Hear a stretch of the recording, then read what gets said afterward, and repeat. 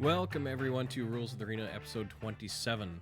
This episode is made possible by Blind Ninja Studios, where you can find this show and others such as Department of Defense, Homebrew Bound, Soundwave, and Legends of Lothos. We are also brought to you by Duck Hill Workshop, a small-scale sawmill and builders of fine furniture. You can find them on Facebook and Instagram, both under Duck Hill Workshop. Don't forget to subscribe to their YouTube channel, where you can watch episodes of Workshop Wednesday and In the Shop with Ben and Glenn. And we are finally joined back by, it's been over a month now, super producer Casey. Well, hey. Finally back from his little jaunt into Europe for, what, 3 weeks, 4 weeks? Well, I don't know what you're talking about there, bud. How was it? It was a good trip. It was a good trip. If you want to hear more detail on that, don't really have time to do that on this show. Check out this week's episode of Homebrew Bound or last week's episode of the Department of Defense. And unfortunately, tonight we are not joined by Ben. He is actually doing a photo shoot for a local horse show, but he will hopefully be back in the next episode. Fingers crossed. More importantly, we are joined this week all the way from Utah, Sidney Smith. He is a husband, father of 4, bow hunter, and triathlete. And if any of those jobs weren't difficult enough, if you're not familiar with his story, Sid is also a double amputee. Thank you again, Sid, for coming out and spending time with us on your evening. Please introduce yourself just a little bit for everyone listening. Yeah, definitely. I appreciate being on the show. Looking forward to it. My name is Sidney, and you pretty much summed up a lot of the things about me. 4 kids, 3 girls and a boy. Born and raised in Utah. Pretty much been a Westie my whole life. I love the outdoors, love to fish, love to hunt, love to hike. And a new sport that I've recently found since I've been a double amputee is I love to swim, bike, and run and do that competitively in a triathlon environment. Still, like I said, still like to hunt, still like to fish, love the bow, love to shoot. It's just being outdoors is just definitely my favorite thing. Now, and I assumed when I first started following you on Instagram that you're double amputee because you're a veteran. And after seeing a post, you mentioned, it's actually a genetic disorder or disease called Charcot-Marie Tooth disease, or CMT. How old were you when you were first diagnosed, or when did you find out that you had that?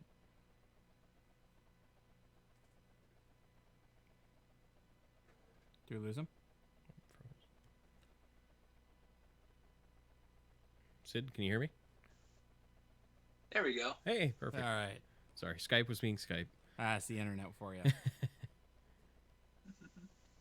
Oh, I'm sorry. Is dial-up not going to work? Well, I don't think it matters this week. Need Comcast more hamsters, has been right? having issues all week. So Did you? So I was just asking, or I was just saying, when I first started following you, I assumed that you're double amputee because you're a veteran. I mean, that's typically what we see on social media these days. But you were actually diagnosed with I apologize if I'm saying this wrong. Charcot-Marie Tooth disease. Oh, that's pretty good. Pretty close. Yeah, it's Charcot-Marie Tooth. It's like it's the last the doctors that have discovered it's their last names. But sure. Yeah, I get that a lot. Whether I'm in a restaurant or an airport, I get people that will just come up. Some people even in tears, they'll just say, "Hey, thank you so much for your service." So I do get that. I get it. I usually have a big beard and I'm fit and I'm about that age. I get it. I lost it to a disease that I was born with. And it was progressive. It's actually a fairly common disease among muscular dystrophy, but within Charcot-Marie Tooth, there's different types, and my type was a very different and aggressive on the feet.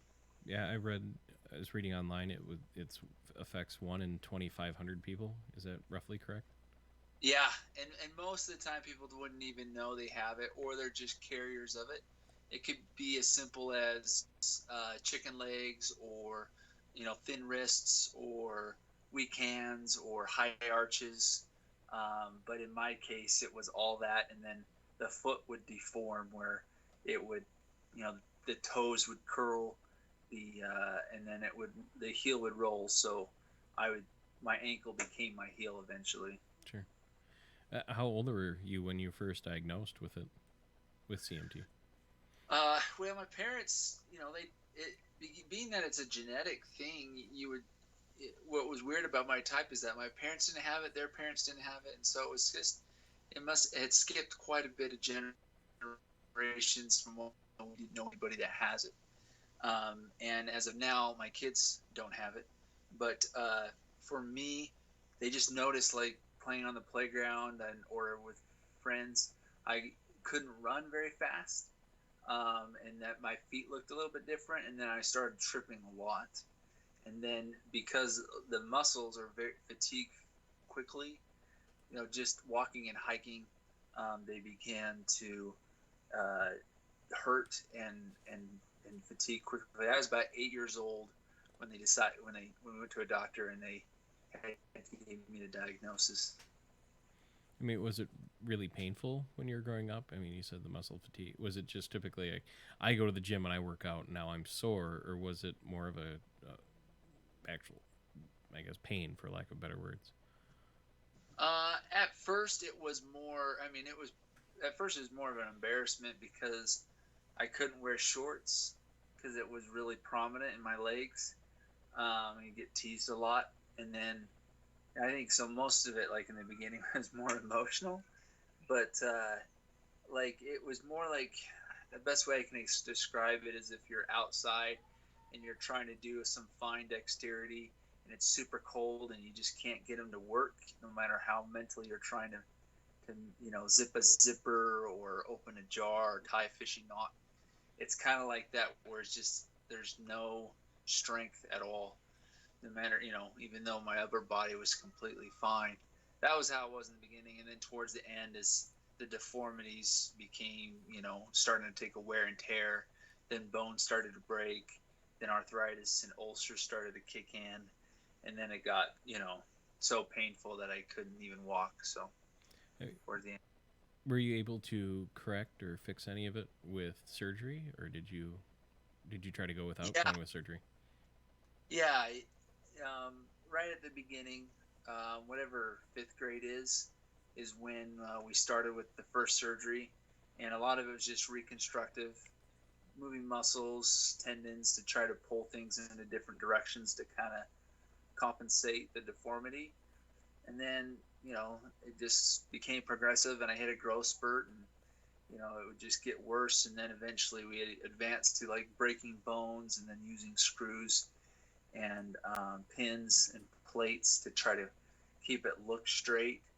And then we did that off and on up until I was about 25, and we did about 10 different times on each foot.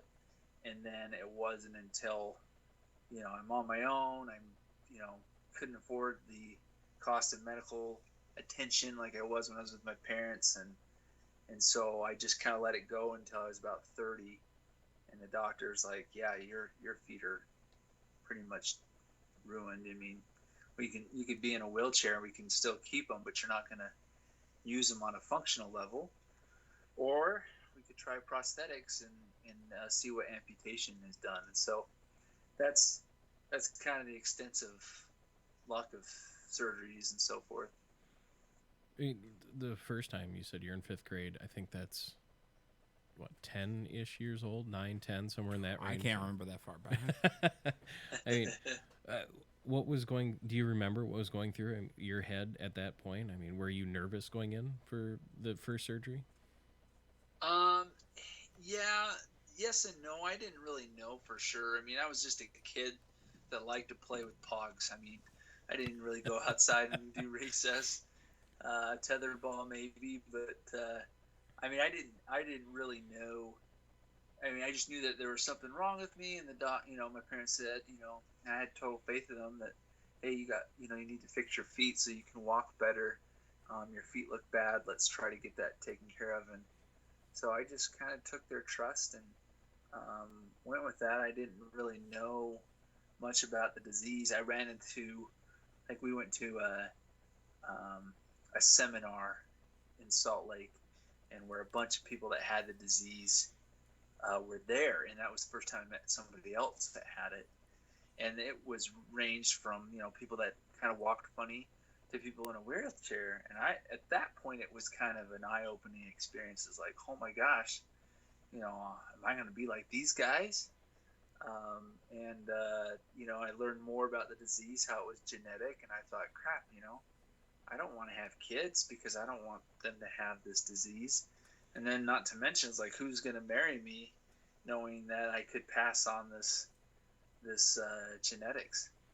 So that was probably in that range where I started to realize, the magnitude, but at the same time, there was no proof as far as because everyone's different, and I just kind of denied it, thinking, hey, I'll be all right. I'm not, the sun's going to come out tomorrow. I'll be just fine. There's no worries, and I'm not going to be in a wheelchair or anything like that. So just kind of ignored it, which was my first approach. And to back up a little bit, you mentioned, you had you're tripping a lot. Were you teased a bunch as a kid or at all? Were you able to participate in, other activities like sports and stuff? I know it was, kind of the social gathering points when you're a young kid. Were you able to do those activities?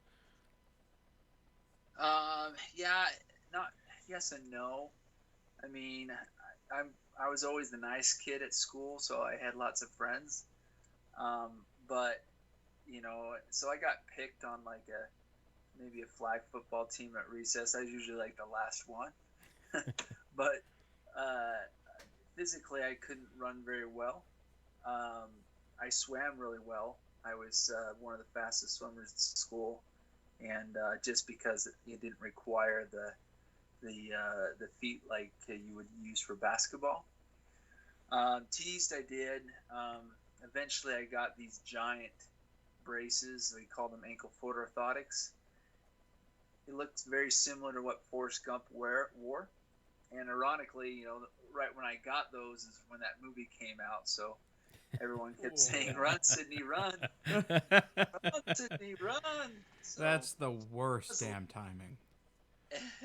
I still get it too. People tell me all the time, but now I don't mind because I like to run. Right. I remember I was in, I think, second or third grade when Gordy the Pig came out, and I was much shorter than I am now and asthmatic and could not run if you held a gun to the back of my head. Can you run now, Gordon? It's like a O-line jog. Now, and remind me again, Sid, how old were you when you decided to go through with the first amputation? Oh, let's see.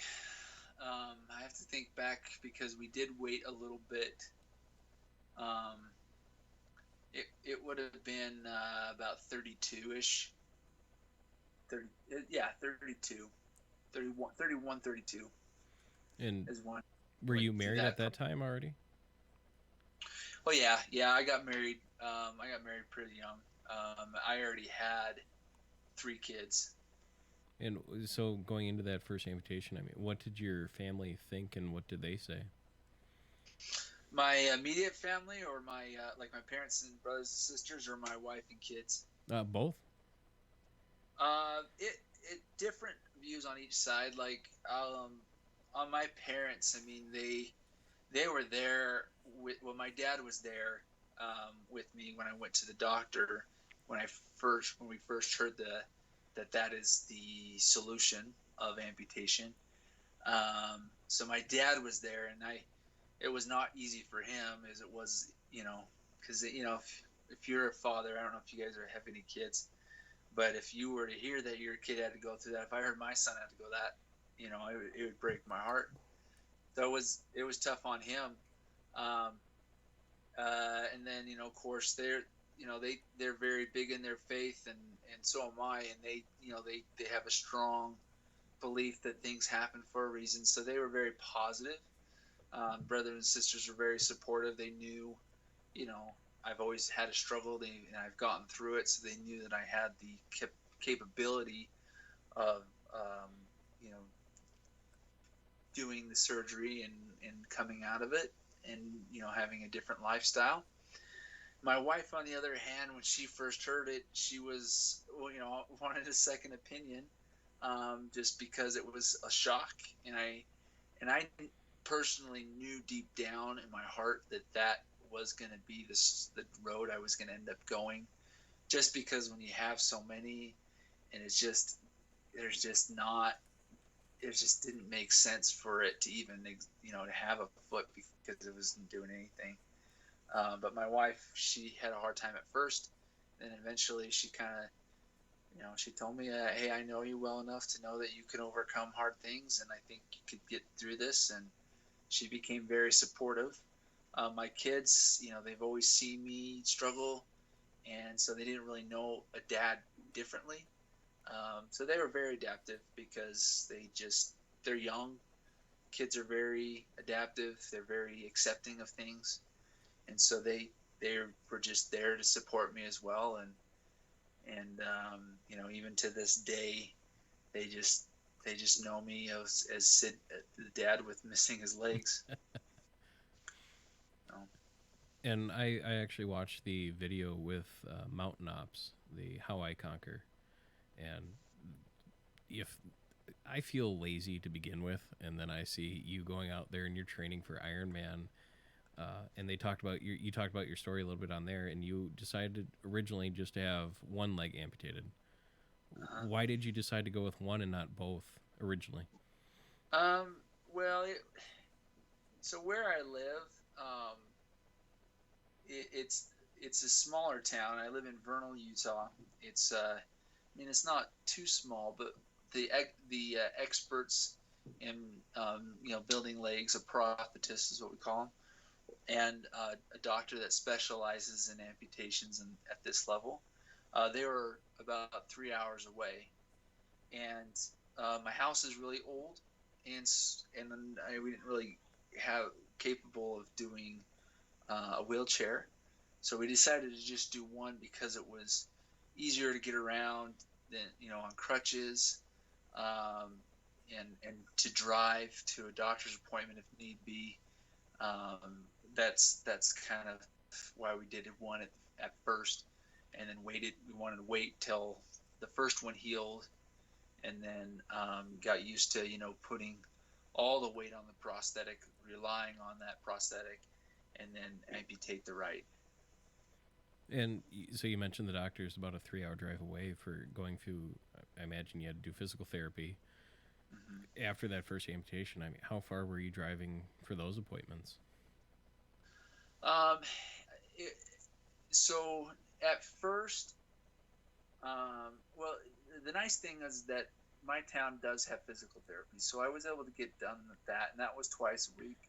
But as far as like my stump inspection, because I had gotten an infection, and it got really bad, and for a while there, while we were trying to get that infection out, it was once a week, sometimes twice a week, where we had to drive to, because I was at a kind of a high risk. If you don't take care of an infection, especially in the bone, it just grows and eventually could kill you if you're not careful. What kind of signs are you looking at to know? So if there's somebody listening out there that is recently had an amputation, and what kind of signs can they look for an infection? Well, I'm not the best poster child for that, because I've had some rough times. At the very beginning, I let an infection take over, and I just assumed it was the symptoms of being an amputee. Just the pain and being sick, the trauma, the anesthesia, the hospital, all that stuff. But what was happening was that it was, I became septic. Where the incision was, there was yellow stuff coming out of it. It became inflamed, it was super red. And then I just, had a high fever, about 103, high fever, couldn't function. I was overheating, delusional, all that stuff got to that point. And then when I eventually went to the doctor, that's when they looked at it, and it was just obvious. that it had gotten bad. At that one, it had gotten so bad that it started eating the bone. So eventually, once they had cleaned it out, let things take over, the bone had died, and they had to amputate a little bit higher. That was at the beginning. And then I had another one here last month in May. Same scenario, except this time I had caught it. I knew I was sick. I got on the medication. It turned out to be a double infection. So I was taking Bactrim and what I needed to do was take Bactrim and amoxicillin. One was a staph, one was a strep, and it had started going up into my knee, into the bone. But luckily, the bone hasn't died, so I dodged a bullet there. You know, I had to have surgery, but I didn't have to amputate any higher. So that to answer your question, a lot of it's going to have to do with cleaning your wound, making sure it's clean. Even though, when I talk to an infection specialist that deals with amputees, even guys, that are couch potatoes still get them. So you're not completely, just because I run and I cut myself and get blisters doesn't mean that, we all have the capability of getting an infection. Amputees probably have a higher chance just because of, being inside a prosthetic can make it real nasty, and you just got to clean it often. That's one of the best ways to prevent it. But catching it when you have a fever, all that stuff, making sure you go see a doctor quick. Don't be, I know no one wants to pay that copay, but it's worth it versus having an amputation. When they give you your prosthetics, I mean, do they kind of take you through, here's a good way to maintain and clean, or did you have to kind of figure that out on your own? You know what? Yeah, I feel bad. I'm going to throw someone under the bus. My first guy did not. I mean, it was all about, he was a great guy, don't get me wrong, but it's a business. That wasn't addressed to me. There was a lot of things that they just kind of get to your legs so you get on your way. But when I went and met up with an organization called Amputee Blade Runners, it was just a whole eye-opening experience where, they walked me through things that I had no idea of being, an amputee, and some of the, longevity of keeping equipment, because equipment can be so expensive, how to take care of it, cleaning, stump health, making sure that that's taken care of, especially if you're a runner. If you're a runner, there's nothing more strenuous on your body and your stumps than running for an amputee. And so they kind of walked me through that process too. And like I said, I watched that video, How I Conquer, and it was after that first infection you decided that you wanted to go in and have the second leg amputated. What was that? I mean, did it feel any different going into surgery and then coming out of that? Going into it, no, it was worse. I had a little bit more faith in the first one, but when I had that infection and they said, hey, we got to go a little bit higher, it was when we decided, you know what, I'm just so done with, so many things in life, I kind of had a depression, some suicidal thoughts, no attempts or anything, but just kind of a rock bottom. And I just didn't care. I just like, you know what, I'm just gonna go and just take them both, just get it over with. Whatever happens. I just had that mentality. Whatever, life sucks anyways. Can't get any worse. That was the mentality going in versus the first one. The first one, I had a little bit more optimism. Second time, not so much. However, the second one coming out, the surgery went a lot better. We did do some preventive stuff, such as they put me on vancomycin through a PICC line, just because they didn't want to have another infection. And we stayed in the hospital for another 2 weeks with antibiotics, even though I wasn't showing signs. They just wanted to be double, triple sure that I don't fall in that. But whether that made the difference or not, I came out in the hospital a lot more positive, feeling a lot more sure of myself. I kind of had an epiphany or a life-changing experience or something on those lines when I made some goals and set some new standards in my life, things that I wanted to do. Maybe some people call it a come to Jesus, but that's what happened coming out of the hospital the second time. I mean, you said you hit that rock bottom, that depression. I mean, how did you overcome that? I mean, did you talk to anyone, or the goals that you set for yourself? Is that how you were able to kind of pull yourself through that? Yes and no. I didn't talk to anybody about it because I was just raised that those thoughts are wrong. You shouldn't have those thoughts. So I think just mentally I was embarrassed. I didn't want to show weakness to my wife because honestly, it's for me it was tough, but for her it wasn't easy. I mean, she didn't know what she signed up for at this point.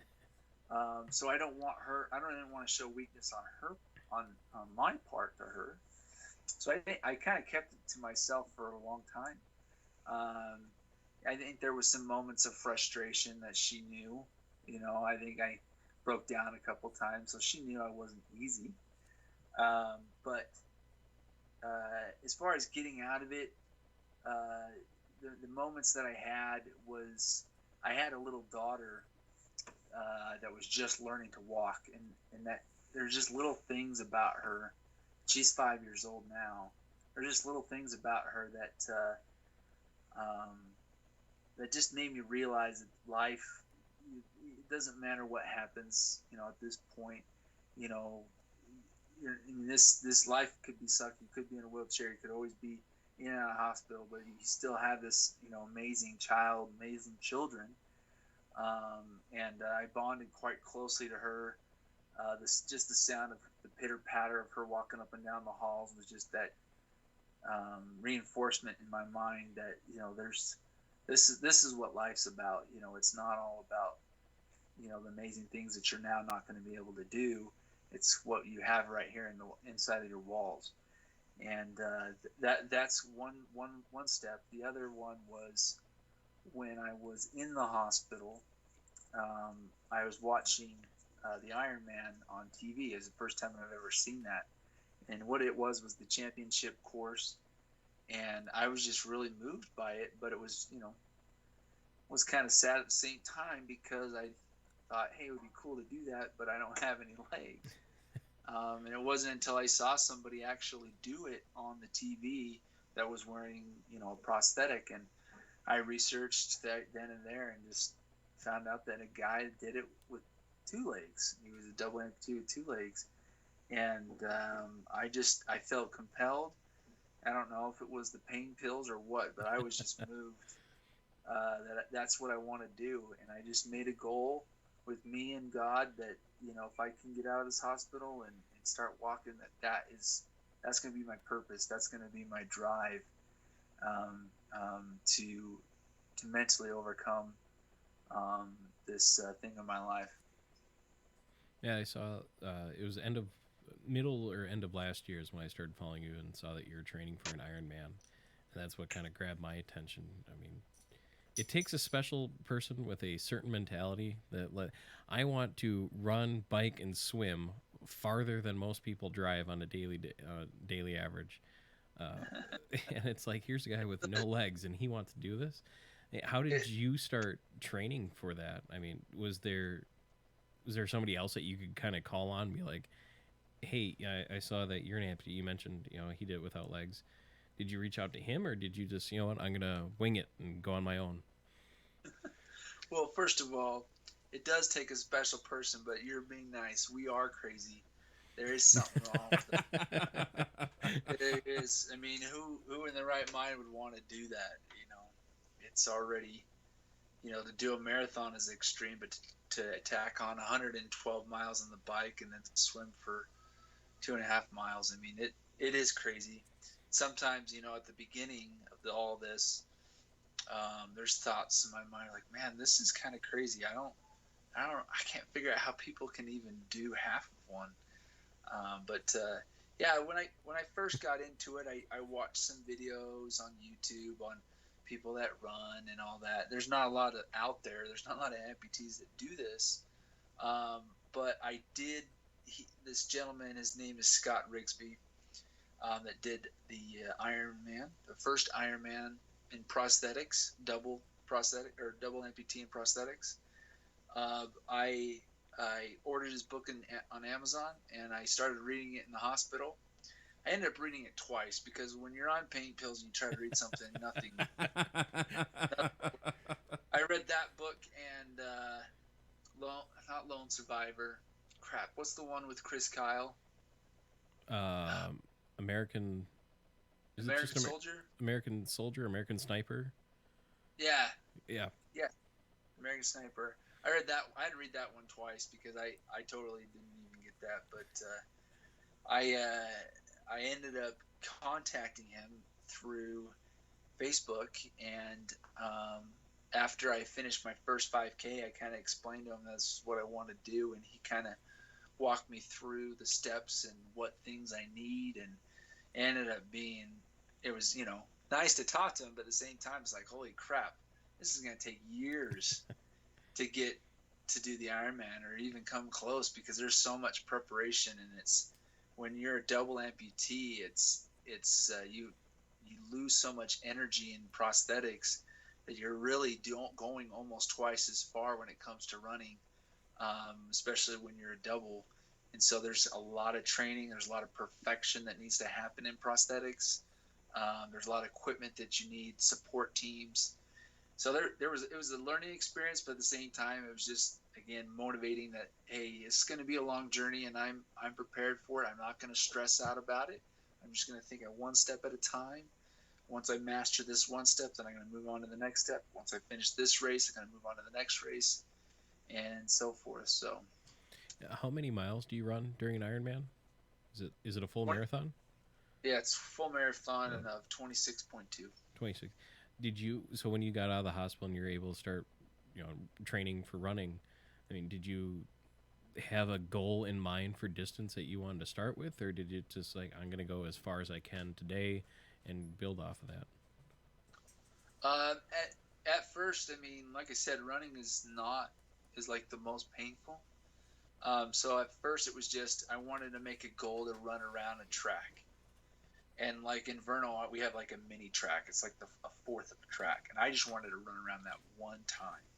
So it took me a while. I got like down it, and then I ended up walking. And then the next day I get a little bit further. And then sometimes I only get like, 50 yards. And then I come back again the next day. Eventually I got around it. And then my next goal from there is, okay, I want to run a whole mile. So then I went to a mile. And then I got to 2 miles, and then at 2 miles, I said, all right, now I'm going to go for my first 5K. And so once I competed in my first 5K, it was just building on from there, and then a 10K, and then a half marathon, and so forth. You hear a lot talking to different athletes, whether it's running, powerlifting, strongman, they talk about the mental side of things. I mean, did you feel like a good portion, going into your first 5K, how much of it was your brain having to tell the body, like, no, we will do this? Or was it the other way around for you? No, I got into a mental state. Like, this is what's funny. I look at it now, like, a 5K is nothing compared to what I do on a regular basis for training. And I was throwing up the night before. I didn't get any sleep. I didn't know how to prepare for it, like race day. It was like the first race I've ever done. Like I've never gotten a medal, like in anything. In swimming we get ribbons. We don't get medals. But I've never gotten a medal. And I just think it's funny because like I overate that morning thinking like, crap, I got to make sure my calories are right. I took these little goo shots, which is ridiculous in a 5K, but I didn't know. So I was like, all right, I'm going to down a whole Monster energy drink because I want the caffeine and the energy. And, I was just a mess. Like if I were to do that before a race, I'd be wrecked. But yeah, it was just, I deep down I was like, all right, I still have this big goal in mind, but I need to get through this one right there. But as I finished the finish line, it was just as sweet as any race I've ever done. In fact, sweeter because it was my first. Um, and it just was motivating. It's like, all right, that was awesome. All that work, and it was worth it. And I'm gonna go and do another one. Did the second one seem a little bit easier going in, the night before, or do you still get nervous going into races now? I don't. It depends on the distance. Like it just depends on where I'm at physically too. Like I'm afraid I don't want to. I don't like. I know it's gonna hurt no matter what. But it just depends on the distance. If I'm unaware with the distance, every time I take it to the next step, I become more nervous. Or if it's a course that I don't know well and I'm trying to be very competitive, I do get that feeling. Um, like I got the shakes when I did my first half Ironman in St. George. I started crying at the start in the water, and I just was becoming uncontrollable. I was so nervous, and like my swimming, I usually can swim every fifth stroke, and I was hyperventilating because I was so nervous. I was breathing every stroke, and eventually my heart rate came down, and I got through the swim, and then the rest is history. But yeah, I would say about every new distance I get that, and it's so hard because I tell myself, it's like, you got this, you've done your training, you're physically in shape, you're healthy, you've done this distance before on in training, why can't you do it in a race? So, and I have a feeling I'll have the race jitters for the full Ironman as well. And so another part of the Ironman is the swimming portion, and you mentioned you were good at swimming back in school. How much of a learning curve did you have to go through to adjust after having both legs amputated to learn how to swim, and let alone swim competitively? Competitively? Yes, thank you. Cardiovascularly, I don't know if that's even a word.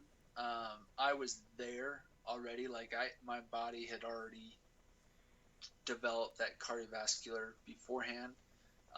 My arms, the muscle memory and the catch was close. My only problem was my body positioning and how my hands would enter the water when I first started swimming without legs. And just so people understand, like, I would love to have a mermaid prosthetic or something like that to swim with, or snorkel fins or whatever. But when you're doing it competitively, whether it's in the Olympics or if you're doing it in a triathlon, Ironman, um, or even other swimming events, their prosthetics are not allowed. And so I thought, all right, I'm going to try doing it with fins. I'm just going to jump in.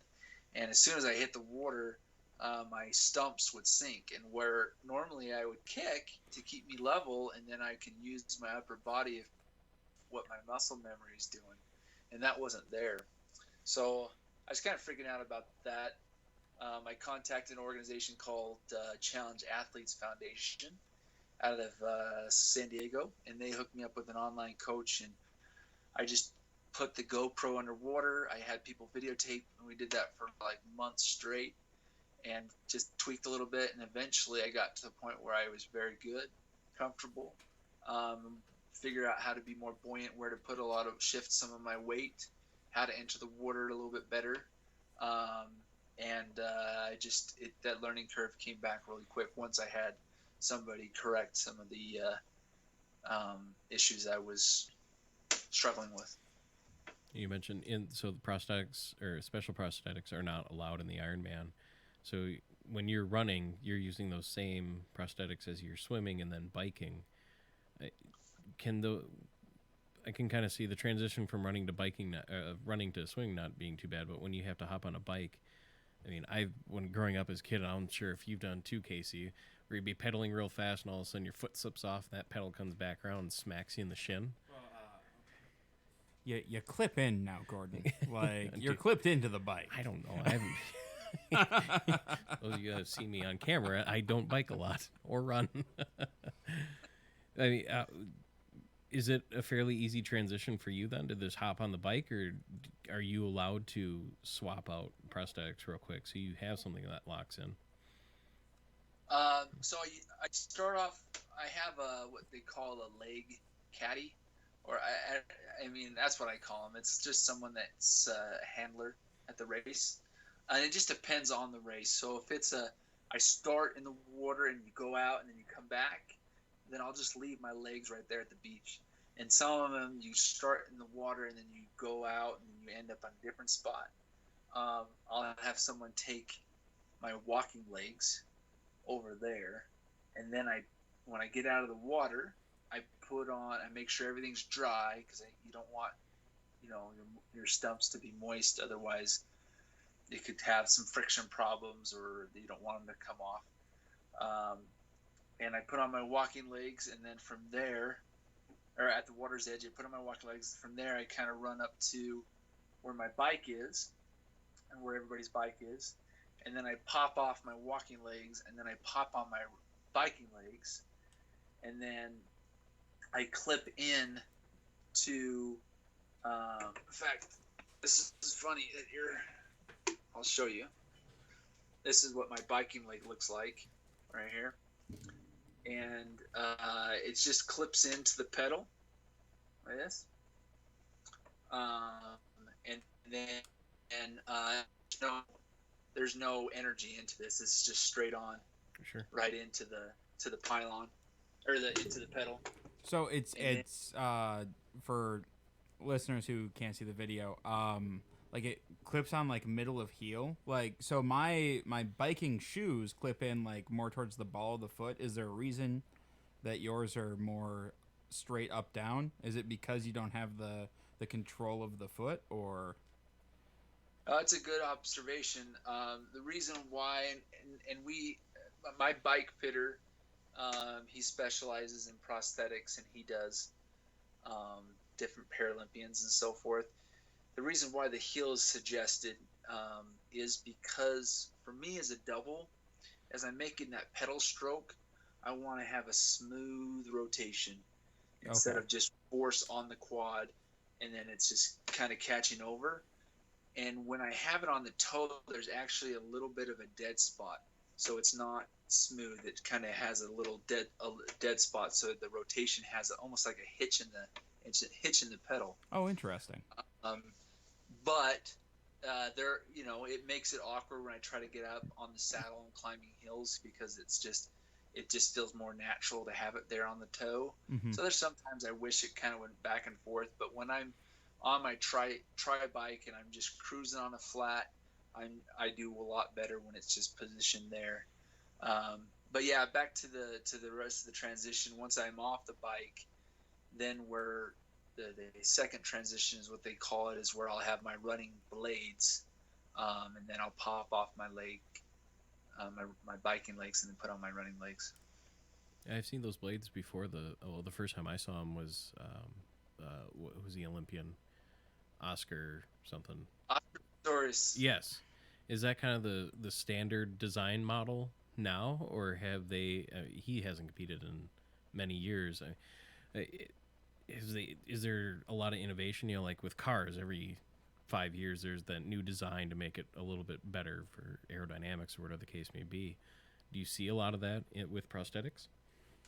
A little bit. His is more specified to sprinting. So on a trek, and where that blade is connected it's a posterior mount, so it's actually connected almost to the up towards his knee on the back of his calf. Or mine just is direct distal mount, so right there on the bottom of my stump. And you don't see him competing anymore because he's in jail, but that's another story. Yeah. Anyways, the technology has improved, not dramatically where there's any more advantage than somebody that has a meat leg, or whatever you want to call it, a physical leg.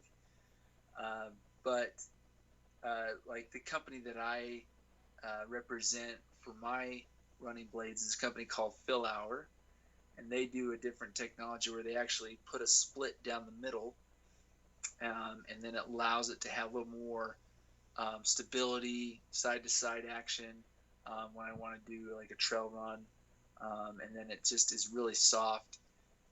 It does give you a good amount of energy. But as far as there are any advantages now that's made it better, I wouldn't say it's that vastly huge for it to be holy cow. Now there's an advantage, and people should start chopping off their legs and their arms because prosthetics are so amazing. I mean, everyone asks that about Star Wars. I mean, you look at what Luke had. Why don't everybody just chop off their arm? Right. Well, they're coming a long way. I saw the kid recently. He had a Iron Man suit armor, like 3D printed arm, and that looked pretty cool. I can't remember what organization put that together, but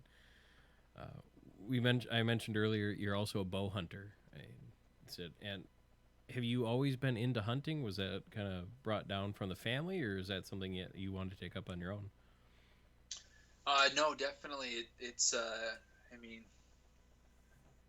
I guess I'm big into history and journals and stuff like that.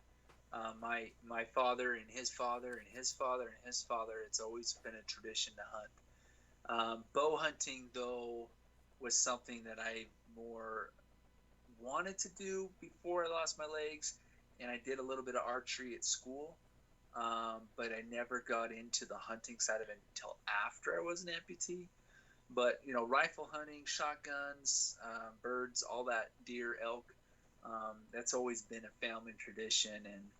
And I would say post amputation, I've been more into hunting on almost on a lifestyle level than I was when I was in my 20s and teenage years.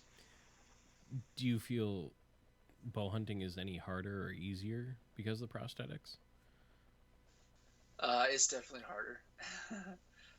Couple things. So with bow hunting, or shooting a bow, I should say, stability is huge on your feet. You want to have a good level stability, and with the prosthetics, there's the springs in them.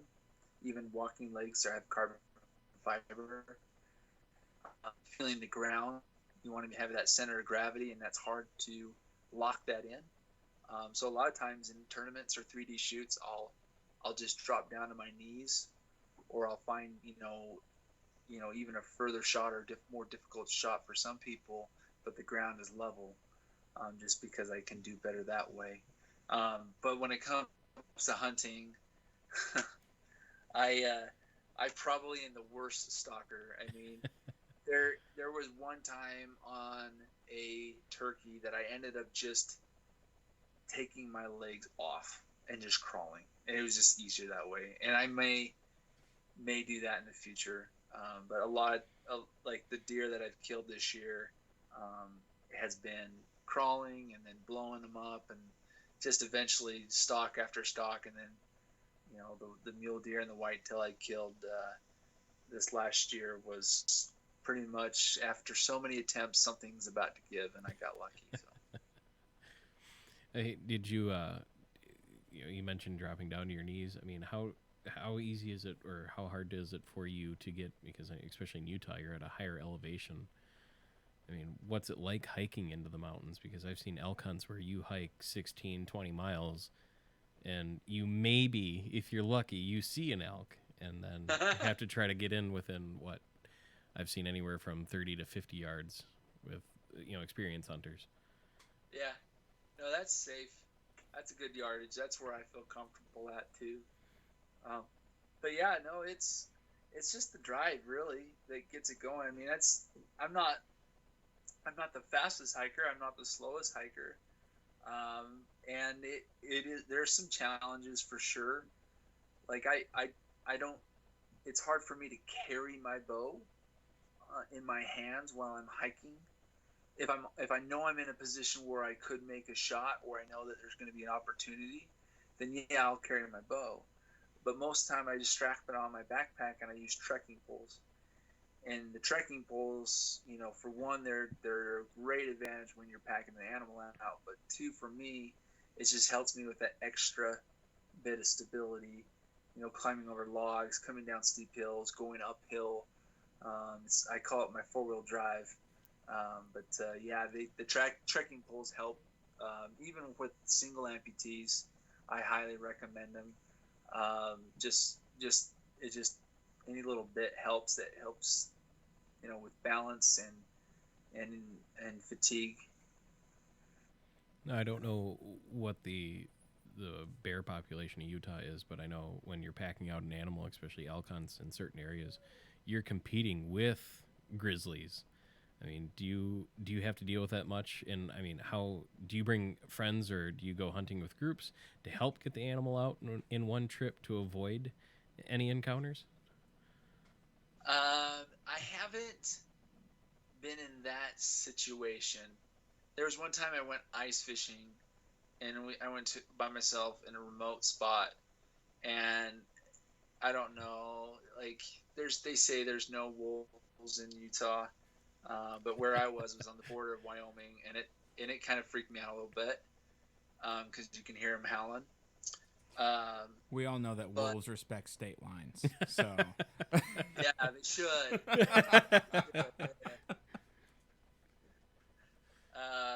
But yeah, according to DNR, there's no wolves in Utah, Right. And that's fine because that's good, because if they were in here, we don't want any protesters. But yeah, I haven't had a grizzly bear experience, and sometimes I'm by myself. When it's been an elk, it's almost like you need the help. Yeah, because that's what 400 or 500 pounds on it if it's a big animal that you have to carry out. And I can carry a lot of weight, but not at high altitude. No, it takes a long time, and you don't want any of that meat to go to waste. Just respect for the animal, and plus I live off that stuff sometimes, and so it's good to have help. To go back a little bit or change directions a little bit, we've kind of talked off air, and you've been a public speaker now for some time. I mean, how often do you get asked to do a public speaking event, and is it strictly for CMT or other reasons? No, I haven't done anything for CMT itself. But no, it really I never pursued it as something that I want to do, just because who likes to speak in front of a bunch of people. So I guess there's some people that do, but that's why I do a podcast. It's just cameras. But it can get intimidating, I feel more comfortable now, but in the beginning, it started off with the scout troop in my local town. It's like, hey, can you come speak to these Boy Scouts and tell them your story? I'm like, oh, sure. And then that person told somebody in a church, and so then I spoke to a youth group, and then that person told it to another person at church, and then I spoken to a congregation.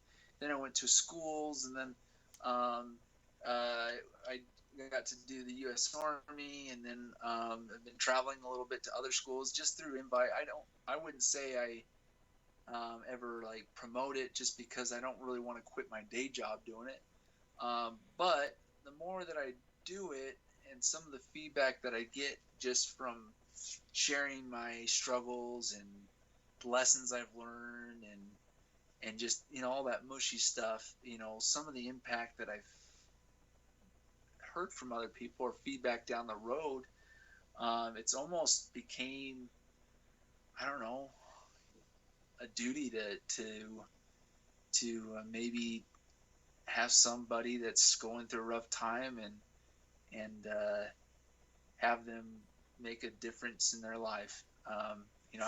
We've all had people that have made differences in our lives, and I feel, even though I've had some rough times, I feel blessed with what I have been given. I am happy where I'm at.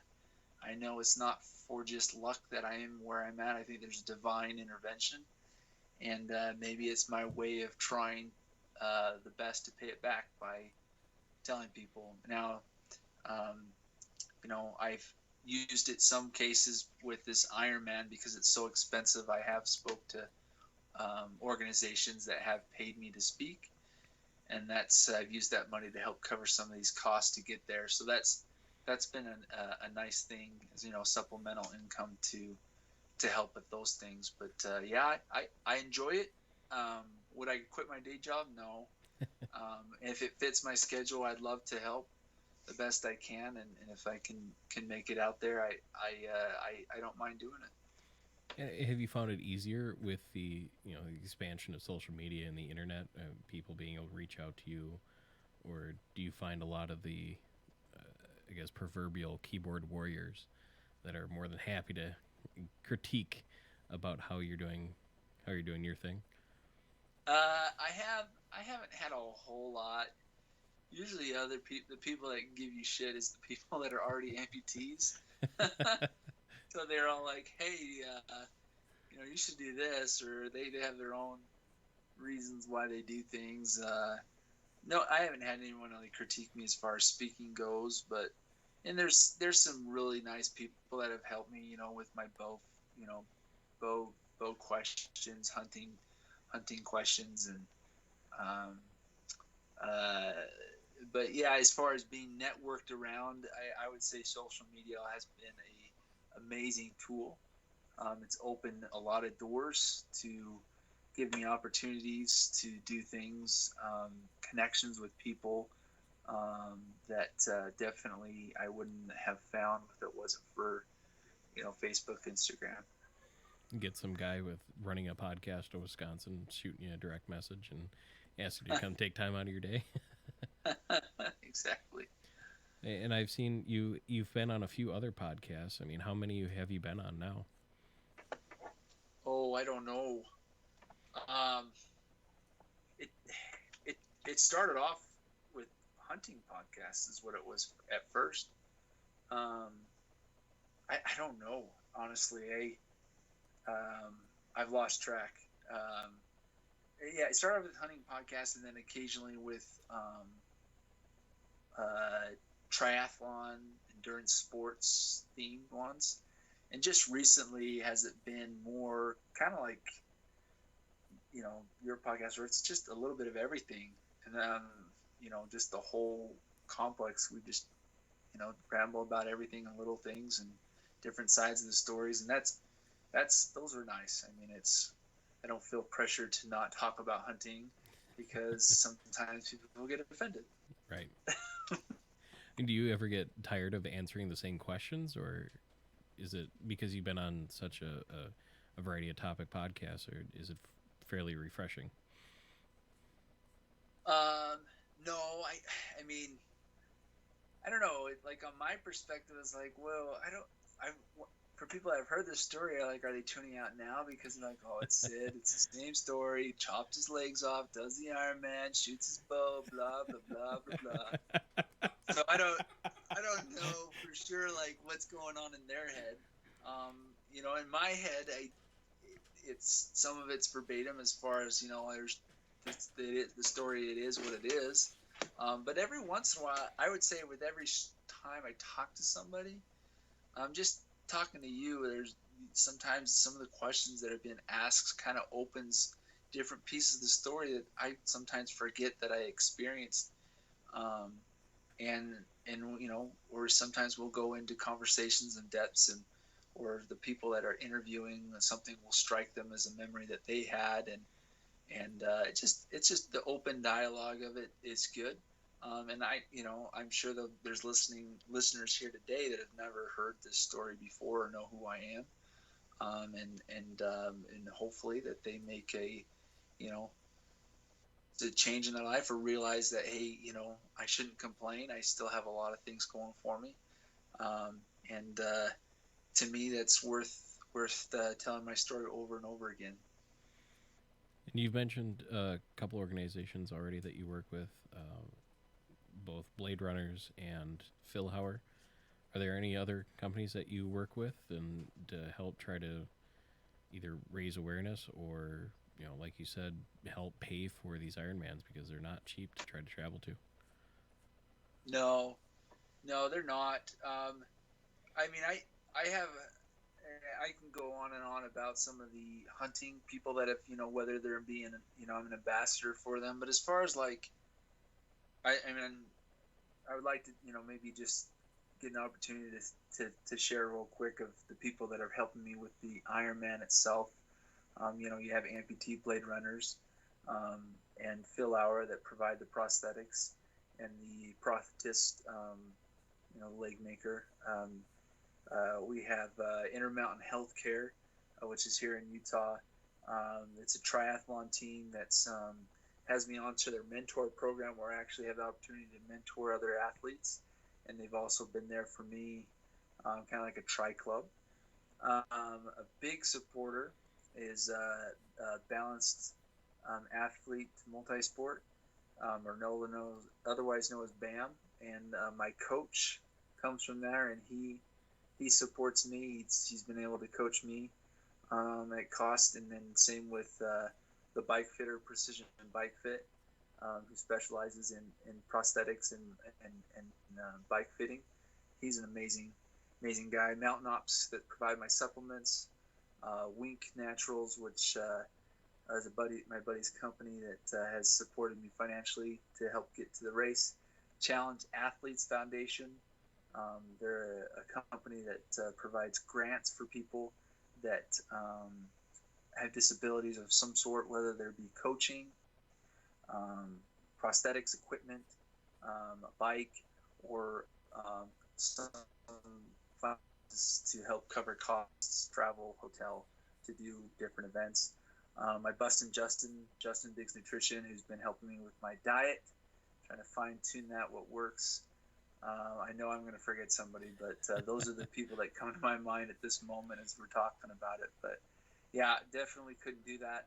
And then, the big supporter is my wife. I mean, she's able to put up with me, and allows me to do something like this, because, holy crap, it takes a big time commitment. That's a big one. Oh, I did forget Rapid Reboot, which is big recovery boots that I put on my stumps that help with the circulation on recovery, and Wahoo Fitness, who provided a trainer, and it's a smart trainer that hooks up to my bike, and by doing so, it actually gives me a really good workout compared to riding outside. And when I'm crunched on time, it's sometimes a good benefit to have. Not to mention, we just got tons of snow this past winter, so riding indoors was nice. So. And if there's anyone listening out there that has CMT, or maybe they're about to, or just recently went through an amputation, is there any advice out there that you could give them? Oh, definitely. It's tough because in their minds, they're already thinking that it's just not going to get better, because it's a progressive disease. Um, and really, it's hard to overcome that mentality. But for me, I mean, it's not going to get better for me. Like, I have a small window to do this race. The disease can get worse. It's already starting to get a little bit worse in my hands. Um, and so, but don't let that discourage you from trying to do things. There's so much as now where I'm at that I realize that most of the issues of me not trying to do something was a mental thing, not necessarily a physical thing. And if it doesn't, if I'm not saying that everybody needs to do an Ironman to feel like they've accomplished much, but to find that niche, something in there that'll keep you going, to keep that drive. Um, with CMT, there's a lot of people, and it's hard because I've gone to support groups, and it's tough because a lot of the people that go there are just very negative about life. But I'm just going to tell anyone, and this might sound sappy, that life is hard, and unfortunately it gets harder as we go along. But the best thing about it is, if it's going to be your choice whether or not you want to get better at it. Because if you accept that trial and you you use that to your advantage and you learn from that strength, you're going to get better at it. If you don't, then it's just going to get harder and life's going to suck even more. So that's kind of what suggestion I can give to people, is to just have that positive mentality, because that's that positive mentality that disease does not take away. That's going to come just from you. Appreciate it, and thank you again for taking time out of your day and coming on the show. And thank you, everyone, for tuning into this episode. This really wouldn't be possible without you, Sid, of course, and without all of you listening at home. We really appreciate it. If you would like to stay up to date with future guests and episodes, please follow me on Facebook and Instagram and Vero. All of it is under Rules of the Arena Podcast. And make sure to like and follow my new show, No Story Left Behind. It's a podcast featuring veterans telling their stories from their careers. And you can tune in live to and join our conversations on Twitch for each recording. Just head over to twitch.tv/Rules of the Arena. And if you would like to support the show directly, please go to patreon.com/Rules of the Arena podcast. There I have a little tip jar set up. It's just $1 a month. That's all I ask. And if you are a small business owner, artist, musician, whatever you want, and you'd like to have your craft highlighted on the show, I have a way for you to advertise. Just check that out, and I will work with you on creating an advertisement, and we will, of course, have you on the show. Thanks again, folks, and we will catch you next time.